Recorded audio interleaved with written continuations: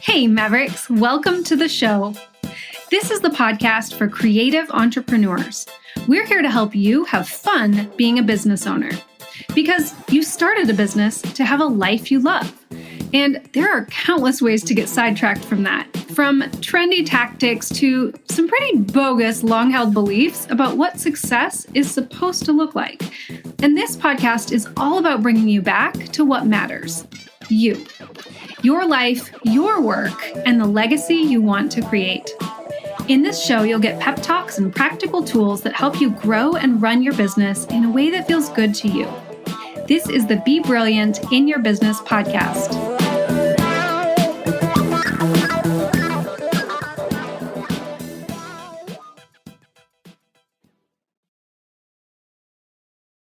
All right, friends, are you ready to play round 2 of Love Your Business Bingo?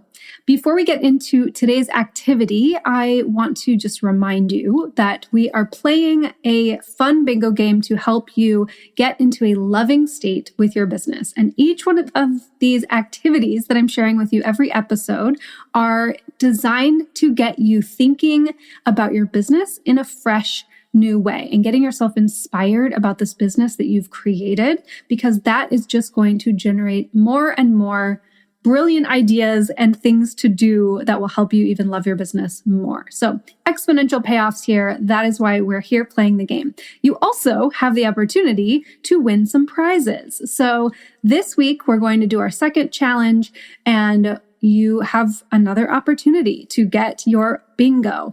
Go download your bingo card at lindsaybrownson.com/bingo if you haven't already done that. There are 2 bingo cards. You can play one card at a time, or you can play both cards and see which one is a winner for you first. But you'll go there to download that for free and play along with us. I also would love for you to share your experience and your insights and even a little glimpse into these activities as you are working on your bingo games with me on Instagram at Lindsay Brownson. You can send me a DM and let me know. You can tag me in a comment or in a story, anything that you want to do to show me that you're playing along and what that experience is like for you. I would love to be part of this alongside you.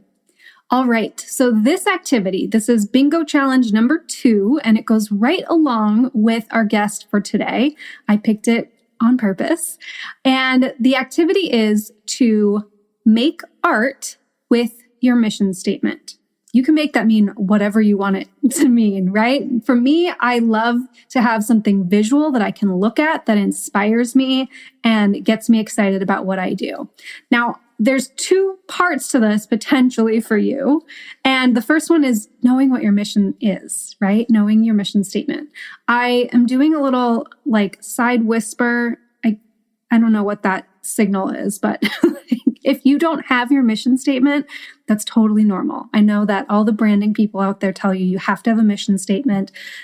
Don't feel bad if you don't have one. Give yourself this opportunity. Whether you have one that you love that really inspires you or not, come up with an exclamation or a statement of why you do what you do. Something that when you say it to yourself or to someone else, you feel inspired about what it is that you do. So my mission is to help creative entrepreneurs enjoy being business owners.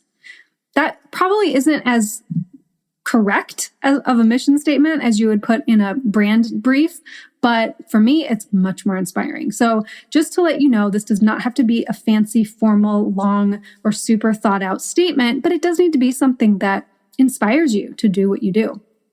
And then you get to create art from it. So what is your art? You can sing it, you can draw it, you can collage it, you can make digital art, you can paint it, you can speak it on stage. Whatever it is that feels like art to you, like an expression that would get you into embodying that mission, that's it. Go make art with your mission statement. And you can make art in however many ways that you want. There's no limit. Doing it once is to play the bingo game, but do it as many ways and as many times as you want to. If you come up with a little song, oh my gosh, please share this song with me. If you write yourself a mission song, or dance. Okay, anyway, you can hear the wheels spinning as I share this with you, but that's what I want for you. I want you to take whatever that could possibly mean to you and go and do your version of it and have so much fun doing it. That is your bingo activity for this week. Today, I have an incredible guest, and I cannot wait to share this conversation with you. Her name is Holly Shaw. She is an author, performance coach, hypnotherapist, and stand-up comedian. Yes, all of those things. And I wanted to have her on the show because she is a shining example of a multi-passionate creative entrepreneur. As you'll hear her say, she goes up on stage 3 to 6 times a week for her own comedy career, and we talk about how she balances that with her private and group coaching clients, her own creative time and space that she needs to be healthy, happy, and creative, and then operating as a solopreneur and how she manages her business, how she gets all of those things done. We talk about comedy, hypnotherapy, coaching, and we also talk about how all of those things work together. And then we have some fun analogies and parallels that we can draw between being a performer and being an entrepreneur. I think you will really enjoy this conversation. So Holly has written 2 books. One is called The Creative Formula. In case you have ever wondered if there was a formula for your creativity, you need to check out her book. Her other book is called Making Art in the Middle of Madness. Now, tell me that is not a relatable topic. I love it. So I encourage you to check out her books. Also go and check out her podcast called Performers and Creators Lab. She offers in-person and virtual coaching and retreats for overcoming stage fright, anxiety, and other blocks so that you can create the work you were born to make. All right, are you ready to talk with Holly? Let's dive in. Hello, Holly. Welcome to the show. Hi, thanks for having me, Lindsay. I'm so excited to talk with you today. I'm so happy that you're here. The reason that I really wanted to have you on the show is because you do a lot of cool things. You've got an amazing career and you're doing so many different things. So I'm just going to preface that and open it up to you. Will you please share with our audience, what is it that you do in your career? Right. So I am I'm a stand-up comedian and as well as a creativity and performance coach and hypnotherapist.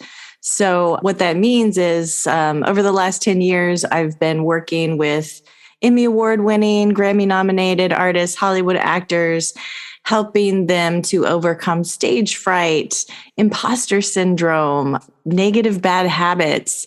And I started out as a coach. I added hypnotherapy to really help people make change at a deep level.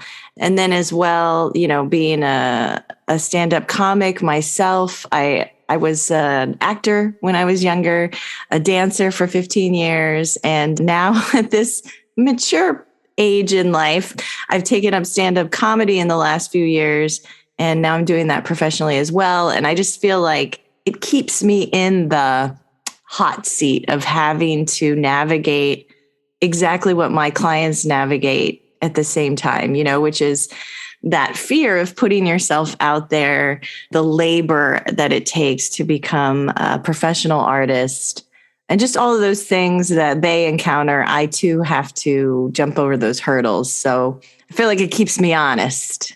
Yes, I absolutely can relate to that. Okay, so I'm super excited to jump into the comedy part of this. I want to talk to you about that side of your career. So I'm a nerd about comedians. I'm not a comedian myself, but I really am so fascinated with the creative process of comedy, with the career, why people choose that career path. I've read and listened to comedians talk extensively about this. I really love this field specifically. And one of the things that fascinates me so much about comedians is that I think they're probably the best example of these 2 traits that I think are essential for entrepreneurs to cultivate for themselves, which is commitment and courage. Their passion and this commitment to honing their craft, to really just getting better all of the time, it's part of what lights them up. They're just so excited to try and do things and become better at their craft. There's no such thing as a ceiling. There's no such thing as being great at it. And I think a lot of areas of business really do get focused on success as this end point, Whereas a comedian is always like, yeah, there's no such thing as that. We're always going to continue to grow and push ourselves and see what else we can do. And then the courage part of it, really, I mean, I'm sure you can relate to this, but it's that willingness to try and fail. And you're doing it publicly as many times as it takes. I think comedians are such amazing examples of people who really get it when it comes to playing with ideas and pushing boundaries and trying things that are new to them and failing just over and over until they actually get to a place that feels really good. So I'm curious for you, Holly. One of the things that I've heard some comedians talk about is that you get to a point where that is almost part of the fun. What is your experience with that creative process of developing comedy and testing your ideas? Do you like that part? Oh, yeah. I mean, I think you have to learn to love it. I had a comedian friend and he would always just, I'd be like, I bombed. And he'd be like, yeah, if I bomb, and he would mime spooning something into his mouth. He's just like, eat it with a spoon, like eat it up, just to learning to sit. I think it's like learning to sit in the failures or learning to make those moments where something doesn't go like you thought it was going to go, and being able to either, just keep moving on or just turn it into something great. It's really like learning how to be in that moment, learning how to fail, learning, in those times when things aren't going well and you start to feel that fear. And this is what I nerd out about. You can either feel that, you can either give into the mind spiral, right? Where you're like, oh no, it's terrible. This is like going to go bad. Oh my God, they hate me. I can just feel it. Oh no, what's happening? You can turn into that. You can lean into that, or you can lean into, wow, this is interesting. Okay. What could I do? How can I pivot? At least they're paying attention to me.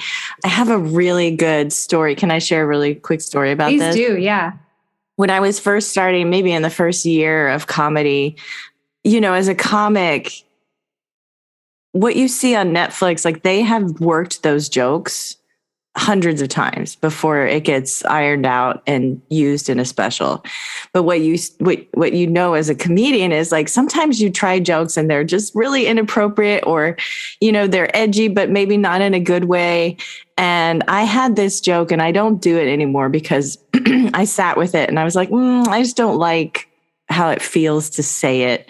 But at the time, but it's really funny and like hits, So I did the joke to this room that was definitely not the right audience to enjoy it. And half of the room thought it was hilarious and they were falling out of their chair. And the other half of the room started like booing me and being like, get her out of here, and like yelling. And like the host, I had a prop for this joke, and the host of the mic, I hadn't even used it yet, but he saw it in front of me. He knew where I was going. So he grabbed the prop and like ran out of the room with it. I mean, it was just chaos.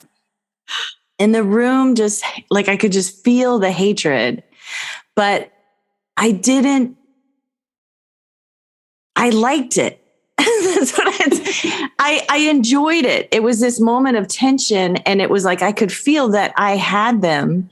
And so then I just figured out a way to move on. In that moment, I was able to lean into that because at least I had their attention, and I was able to lean into it, to say a few things on the fly, to turn it around. By the end of the show, everybody was back with me. By the end of the set, it wasn't that long. It was like 8 minutes or something. But by the end of it, everybody was with me that night. Like I got a lot of hugs from people as I was leaving, from the audience. And I just think that was a defining moment where I was like, oh, okay, I can do this. Like even if people don't like me, there's still that opportunity to take that energy and do something with it. And that is the fun. I think that is the real fun of it. Yeah. I mean, I think everyone listening can make a pretty clear parallel to being an entrepreneur, feeling the tension, being afraid that they will hate you. I also love that you said half the room was falling off their chair. They were just eating it up, and the other half of the room hated you. How relatable is that as a business owner as well, right? Like that, there's nothing truer than that. You're never being more authentic than when you can get half the people to hate you and half the people to love you. And that really is an area that is so challenging because we are afraid of that tension. We're afraid of that feeling. I love that your thought. I'm just going to offer this to the audience too, because we talk about mindset and thoughts that are useful. I'm offering this thought that you shared, which is I have their attention. And that is something that you can try on with anything that you're doing with your marketing, when you're in a sales call, anything that you're doing. If there's awkwardness, if there's tension, it's because they're paying attention. What do you want to do with that? How do you want to show up that you can be the person who turns it around? Absolutely. And sometimes, you know, as world changers, as coaches, as artists, as, you know, what are they calling them now? Thought leaders. Yeah. If you're not, you know, you're going to say some things that are provocative, right? When a comic is really funny, it's because they're saying something that's just so true and we see ourselves in it. And for the majority of the audience, they're just going to be like, ha, ha, ha, ha, ha, and they're going to go with it, right? But then there's going to be those people that aren't ready to see the truth. You can't handle the truth. Like they're not ready to see that reflection, and it's going to piss them off. And that's why, you know, I'm not pleased about, you know, Chris Rock being slapped, but I've seen many fights break out at comedy shows just because like it's a very provocative space. And some people, instead of being able to laugh with it, you know, aren't ready to see that. And it provokes something. So I think even your listeners, you know, something they don't think is provocative might be provocative to someone. Yeah. And it's just to clarify too, it's not necessarily, at least in the business world, that you're trying to create tension. I think there's being provocative for the sake of creating problems. And I think this gets misconstrued a lot, but knowing that there will be tension when you're hitting a nerve, there will be tension when you're doing something that is meaningful to someone. You're creating that reflection. And sometimes that's going to be really uncomfortable in a way that people will not respond to positively, and other people will. So I'm really curious, do you remember what happened in that moment when you felt that tension and you decided to lean into it? Do you remember like what you thought about or what that experience was like of turning that? I just thought, I just thought, oh my gosh, they hate me and I kind of like it. I just liked the attention, you know, the attention, not that I try to get people to hate me, but you know, I mean, I literally just thought, oh, they hate me but I have them. I think it was just like a feeling, almost like a palpable, you know, like almost like a cord running from me to them. And I could feel it. And I could feel that I was still somehow in control of it. Yeah. You know what I mean? And I think that it was more of a feeling than a thought. And so I just, you know, I leaned into it. I guess I would say there was a absence of thoughts like, oh shit, oh no, oh, you know, there was an absence of fear and worry because I was so in the moment of that I have them feeling, you know? Yeah. And present and in your body and feeling that energy and that tension. Yeah. I love that. Okay. Comedians are just the master of the reframe, really taking every situation that comes your way and thinking like, okay, what could I say about that? What could I do with that? How is this for me? Which is another really powerful thing that we use in coaching and personal development is figuring out how any situation can be useful to you. And I love that comedians are always just, they're literally thinking, how could I use this? How is this valuable to me? Even if it's awful, you want to do something with that. So you have a lot of curiosity and playfulness. How did you cultivate that for yourself? You had mentioned that you had to get used to it. Yeah. Well, I mean, I would say like, I'm not always successful at it. I would add that, you know, like just as soon as I say this, somebody's going to show up at a show and I'll get like heckled and I won't know what to do. I mean, there's, you know, times that you just are more on than others and you're able to do it. And then there's times that I had somebody heckle me recently and I should have, woulda, coulda, turned it around, or like, I just wasn't in the mood to like deal with this really negative energy. So I just like, I just took a breath, took a drink of my water, and was like, well, I drove 2 hours to get to this show, so I'm going to keep going. That's a So I would sweet say, like, we do the best we can in the moment, just like realizing that, like, we're not always going to be such a badass. And what was your question? Like, how did I cultivate that? Yeah. I think like I'm a nerd. I'm a performance nerd. And that's, I've been studying this stuff a long time and coaching others how to do it. And for me, there's really 3 facets that I talk about in my book, Making Art in the Middle of Madness. And those are connection, creativity, and crafting your story. So, if you can stay connected to the room, if you can get connected before you ever open your mouth, like make sure that you are seeing them, being with them, take it, whatever your material is, like saying it as you're looking at them. So letting the room inform you, that's connection, and just staying connected with your room. Nobody wants to feel performed on. Connection. And then creativity is the staying present. It's really being able to pivot. And then the crafting your story is like, what is the story you're telling about what's happening? So I would say, like, I always, I've been preaching these 3 things. I've been teaching these 3 things. I've practiced them myself. And that's really what has been able to, you just become a master at the unexpected. Like I like to say, amateurs make mistakes, but masters turn mistakes into genius. I'm pausing on that so everyone can take it in. It's so true. I love that. Yeah. Amateurs make mistakes. Masters turn their mistakes into genius. Mm-hmm. So good. So good. I want to shift gears and talk about another thing that you do, which is the hypnotherapy. Mm-hmm. So can you start just by telling listeners, what is hypnotherapy? What does it do for us? Yeah, hypnosis has been around for thousands of years. It's basically, a way to get around the conscious mind, sort of move the conscious mind to the side. It's not gone. You're not going to just wake up and be like, what happened to me? Hollywood has definitely not helped, people understand what it is. It's not mind control. It's nothing like that. It's basically, you allow yourself to be suggestible. We're very suggestible as human beings, and the mind is very malleable.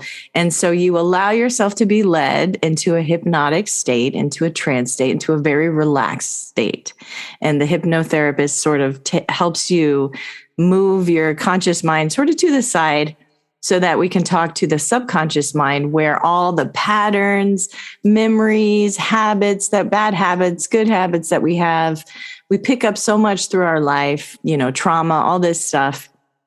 And it's there in the subconscious mind. And so that's why in your life, you might be doing something and you're like, I know I don't want to keep doing this. I know I don't want to keep repeating this pattern, but I just can't seem to not have this response. Mm-hmm. And it's because of things that have happened that are still in your subconscious. And so hypnotherapy is a way to release some of those things that are in your subconscious, so that you can, and then insert positive beliefs and other ideas and other beliefs. It's like to change that belief system about yourself at the core. Mm-hmm. Yeah. So that you can do the things that you really want to do in life, or act the way you want to do that you really want to. Mm-hmm. Can you explain a little bit what that experience is like for someone who gets hypnotherapy? Oh, sure. I mean, I would start by saying that, we go into hypnosis naturally, probably several times a day. Anytime you're like staring out the window and you kind of fade off or glaze over, that's a hypnotic state. Or watching TV. I've heard it creates trance in, what is it, like 15 seconds or something? It's a very short amount of time. Yeah. And the advertisers know that too, which is why they repeat commercials. The commercials are louder. They know that you're open to it and you're suggestible. So that's why advertising can be very effective in that way. So, and also, when you are driving down the road or the highway and then you get to where you're going and you're like, oh my gosh, I don't remember the last 5 miles. Mm-hmm. You were in highway hypnosis. So I might just, tell somebody to close their eyes and relax, talk to them. And basically you just ask them to follow the sound of your voice and you take them through a mental exercise until they're really relaxed. And then once they're relaxed, you can do things from there. You can help them imagine releasing certain things that come up in like in a session. I would find out what's going on with the person and personalize that hypnosis to them and their language, their, what's going on for them, what they want to let go of, and then what they want instead. And so then the very end of a hypnotherapy session, at least with me, I do a little bit of a rampage, a little bit of just repeating positive suggestions. And it almost feels like sometimes like I'm telling somebody a really good bedtime story about themselves. I love that. Yeah. Yeah. And it's a very relaxing, it's a lot more soothing and gentle than you might expect. And sometimes people want to, sometimes there's something that's been stuck for a long time and we might do a little regression, going back to the scene of the crime or going back to the moment that they first felt that way to sort of frame that experience for them and let go of it finally. Mm-hmm. Awesome. 2 things that I pulled out of there I want to ask you about too. The first one is, do you find that, so you had mentioned that because the subconscious is where your patterns and old conditioning and a lot of like deeper seated things are living. Does that relaxed state help people be maybe more honest with their responses to things? Whereas if we're using our conscious mind and you ask, what's going on, where are you stuck, you might get more like surface level or tactile problems versus a subconscious answer, which might be a little bit more like true to the root. Does that differentiate? Yeah, for sure. I would say what I am hearing as a subtext to that is, people don't tell me anything that they wouldn't want to tell me in waking. Like it's not like a truth serum. Got it. Like somebody's not gonna to divulge something and then be like, oh no, I told you, I can't make you squawk like a chicken. And I could if you were open to it. Yeah. I guess I would say, but you're not going to do anything that you're a little more open, but you're not going to tell me things that you don't want to tell me. But I do. Yeah, of course. Like you do get in touch yourself with what is really going on. And what I find surprising sometimes or interesting is that sometimes people will come and they'll be like, I have this block and I think it's because of this big traumatic thing that happened. And then when we go back, it's really like this one moment that their mom didn't listen to what they were saying. Like it's, it can be very, it's not always what you think. And it can be very, trauma to one person isn't an experience to one person can be traumatic and to another person not. And so sometimes the experience that has been blocking them is like a very simple one. And I can give you an example of that if you want. Sure. When I was a child, they have those little horses outside the grocery store that you can ride and that are really cool, right? And I was in the parking lot of the grocery store with my mom and I looked back and I saw one of those and I went running for it. I broke away from her, went running towards the horse. Well, at the same time, my mom saw that there was a car going through the parking lot really fast, like about to hit me. And so she reaches out, grabs my arm, yanks me out of the way. Great, go mom, right? She saved my life. But years later, it wasn't until I didn't remember that until years later when I was in hypnosis, because I kept, going for things that were exciting to me and then feeling like this real fear that I was in danger. And I didn't know why. And then I uncovered this memory, which makes sense, like my mom's energy, physically, like yanked me back and went into, her fear kind of transferred to me. So just small things like that in life happen to us, and then they hold us back in weird ways. Yeah. Yeah. Yeah. I think that's what I'm asking is like, sometimes it can be really challenging for us to tap into the things that we kind of maybe have a sense of what's going on. And sometimes we're dead on and we're just not able, because of the position that we're in, living our lives and, being the person doing the things.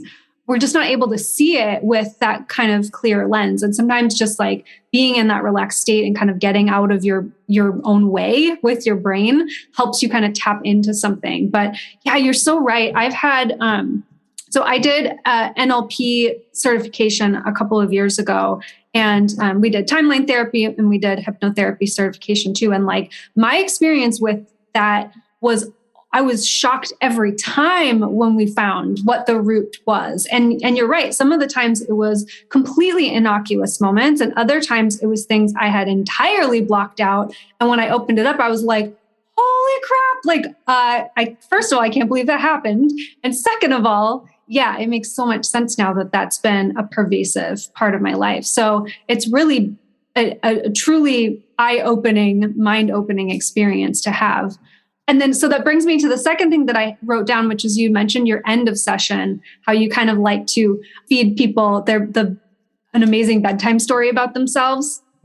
I think that's a really beautiful thing that you do too, because it is kind of that, like, as you're waking up and you're like embodying that experience, you're able to feel that as it's being told to you. And you're also embodying that experience as you come back into your conscious as well. What is it that people report kind of feeling when they come out of the session? Yeah. I mean, sometimes they feel a little sleepy if they if they hadn't gotten enough sleep, and then you kind of relax, you feel kind of like drowsy, relaxed, a little bit more peaceful. I like to think of it as like, it's like when that feeling when you rearrange all the furniture in your house. And you've mopped the floor and dusted the corners and swept out the cobwebs and maybe rearranged some furniture. So it's a little bit more feng shui. Yeah. And that's the way I think it feels with hypnosis, And then the work is also, okay, now that I've sort of released some of this, am I going to go pick it up again? Like, am I going to go pick that suitcase up again? And some people will just, it's hard. We got to change that more consciously. Okay. Like now, I'm not going to, I'm thinking those same thoughts again. You know what? I'm going to try to think a better thought. So there's a conscious part that we have to be responsible for as well, which is like slowly training ourselves to think more loving thoughts towards ourselves and that kind of thing, not picking up the old baggage. Yes. So good. And so that makes perfect sense how coaching and hypnotherapy can blend together and really complement each other as well. So for you, because you work specifically with performers and creatives, are you doing these hypnotherapy sessions on specific topics? Like you had mentioned earlier, stage fright being one, imposter syndrome being another. Are these very specific kind of things that you go in for, or is it more general? Yeah, I mean, it's client tailored. So like everyone has a different thing that they want me for. Some people are more there to like get tactical coaching of like, I really, I just really want to refine my artistic voice and my brand. And I have these goals, these very measurable goals that we're trying to achieve. Sometimes it's like stop smoking. Sometimes it's like, I just want to get more gigs. And there's some coaching around that, but then there's some beliefs around asking for the gigs, so it's like, I feel like even when there are tactical things or goals, measurable goals, there's usually a reason why you haven't done it yourself, and so it's It's part of my personalization, tailoring to the person, like kind of getting to know what have they been doing, what's not working, what might be a fun approach for them. And I think that's the fun of being a coach is like, not one formula fits everyone. Yeah. And it's like helping them, especially now that we're learning about ADHD and like all the different learning styles that people have and differences. Yeah. Neurodiversity. I feel like I'm constantly trying to catch up and make sure that I'm helping people in a way that helps them specific to what they can do. Right. And, honoring like just our differences and being able to coach to that. So sometimes I come up with things that I've never come up with for someone before. Yeah. Yep. That makes so much sense. I totally relate. Well, we're going to switch gears one more time. I want to talk about you as a multi-passionate creative person. So let's look broadly at your career, because I'm sure listeners are wondering, how do you do all of these things that you do? How are you a performer and doing these shows? So how often are you performing? Just curiosity. Yeah, I get up on stage like 3 to 6 times a week. Wow. I mean, it depends. A lot of comics will say you have to go up every single night. I just don't find that I have the energy for that, but I definitely work on it every day, and I make the times count. Like I think there's a little bit more it's not like I'm just getting over being on stage. Like I've been on stage my whole life. I'm cool. So when I go up, I have very specific things I'm working on, and I go with a lot of intention and a lot of pre-preparation. So 3 to 6 times a week. Yeah. Yeah. Okay. So you do that and you do the coaching. How can you give us a breakdown of just like, what does your work life look like? Yeah. So I would say I get up in the morning and I try to get some kind of exercise in. If I have a personal trainer I see twice a week. And first thing I do is I have to post on social media. So I do that. I batch my posts once a week on Fridays. I spend a few hours. Sometimes I'll go to a cafe just to really help myself focus, thinking and planning what I'm going to post for the next week in my group. And I have a group online auditioning actors and entertainers. And I have a comedy show that I have to promote. And then I have, I have a comedy show. I have a group of kind of coaches. I have, and then I have my own comedy career, right? So I look at it once a week and I say, okay, what do I want to do in the group? What theme do I want to talk on this week? And I batch all those posts. So I get up, I have to post, social media is kind of a first thing. Then I attack who do I need to email? Who do I need to, and then each day is a little different. I mean, that's the thing. One day I might be like, okay, I really need to get these spots booked. I'm going to work on booking because that's just a lot of messaging of comedians and working out schedules and putting those puzzle pieces together. Sometimes it's like, okay, I got to get my monthly newsletter out. I'll work on that. Working with clients. I have a couple clients today. I have a show tonight. So, I know that, by 4:00, I need to be working out my set list and practicing that, refining any jokes, new ones that I want to try that night. At 3:00 every day, around 2 or 3, I lie down flat like my grandma did. I lie down flat and I'll listen to like a hypnosis recording. Sometimes it's my own. Sometimes it's just one on YouTube, and do a little, nap/hypnosis. Sometimes it's a nap. Sometimes it's a hypnosis for myself as a little break. Yeah. And then fitting, good nutrition in there. Amazing. So everybody listening, you batch your content once a week. Yeah. You have some daily practices that you follow to put it out there. You I call it meta naps. That's that's usually what I call mine because it's either meditation or it ends up being a nap. Yeah, so you take that, you make sure that you've got the break in the day for yourself. How the actual day looks may differ, but this is how you get the things done. I am guessing that people are going to wonder, do you have an assistant? Do you have a booker? Do you have anybody that's working for you doing tactical admin type of things? Or are you primarily the one driving both the sales and the delivery of your? Yeah, not at this time. Not at this time. I mean, I have an agent for commercials and film that they throw me auditions sometimes. But that's really it. I mean, I really do it myself. And I have assistants that show up and help me produce the show the day of. But at this point, I've just been working solo. Yeah.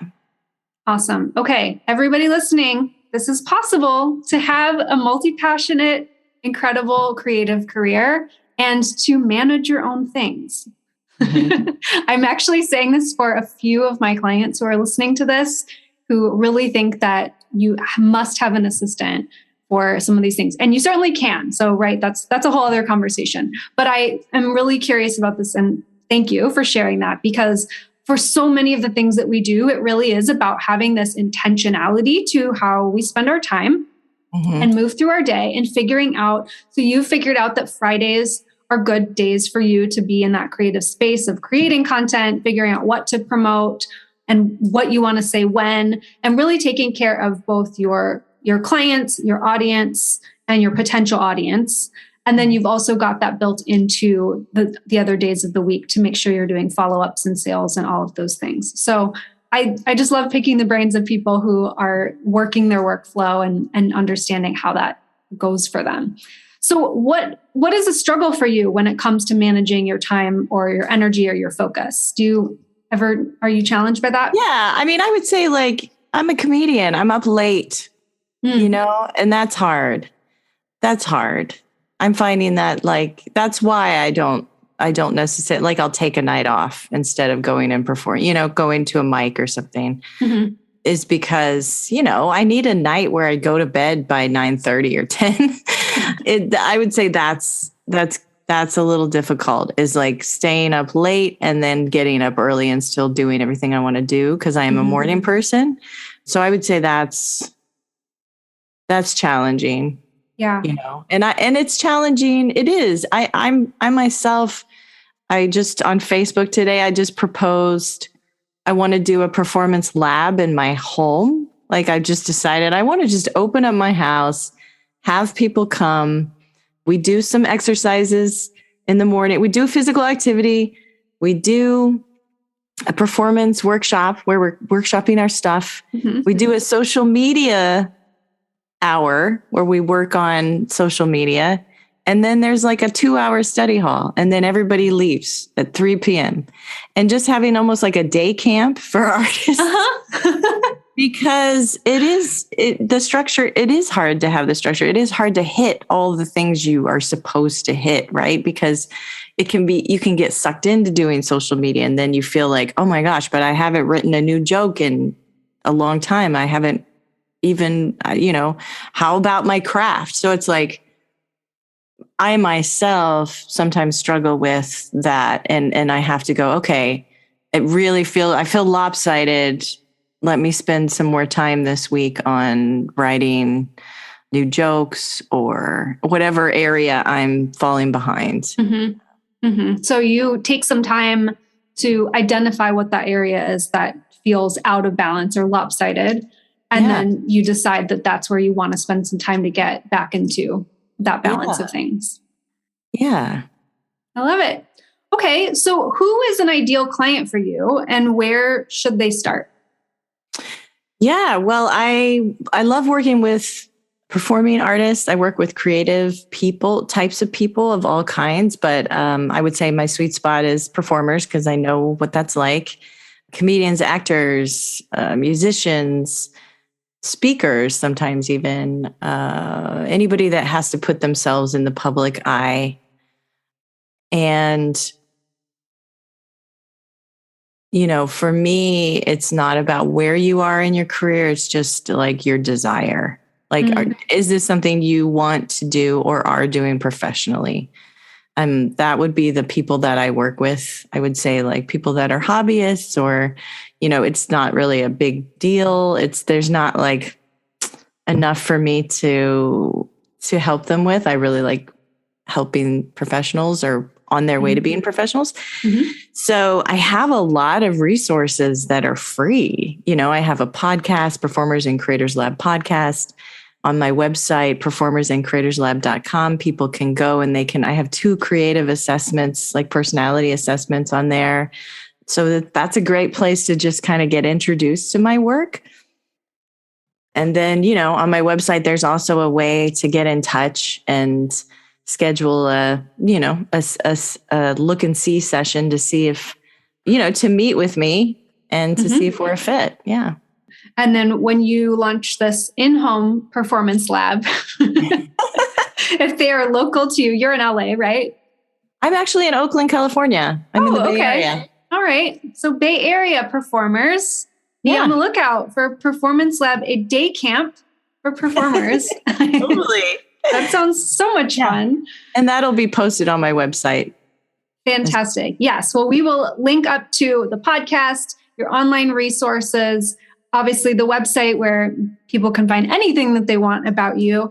Is there anything else that you want to let people know if they're in this space dealing with imposter syndrome, feeling stage fright, knowing that they have something more to offer? Any parting words from you, Holly? Yeah, I like to let people know that if you're feeling stage fright, if you're feeling that fear, if you get shaky every time you talk in front of people, it makes you nauseous, but it's still something you want to do and you're having this fear, it doesn't mean that you shouldn't be doing it. It actually means that you should. It means that there's an energy that's trying to run to you and through you, but it's just up to you to get up to speed with that. And I like to let people know that. So good. Say that again. Can you repeat it? If there's an energy. If you are feeling scared or shaky or nervous, it doesn't mean that you shouldn't be doing this. It means that you should. It means that there's an energy that's trying to run to you and through you. And it's just up to you to get up to speed with that. So good. All the snaps right now. Thank you so much, Holly. This is such a fun conversation. Thank you for letting me pick your brain on all things comedy and hypnotherapy and being creative. You're such an enigmatic light and you're doing so many fun things. So I appreciate you being here and taking some of that time out of your day as well. Thank you. I appreciate you too. Takes one to see one. Love it. Do you love these weekly doses of insight and inspiration for your business? Then you gotta join me in the Maverick HQ. This is our listener library full of helpful tools to create clarity, spark creativity, and manage your time and energy like a boss. It's all inside the Maverick HQ, and it's totally free for you. Head to lindsaybrownson.com/Maverick to join me right now. I'll see you inside.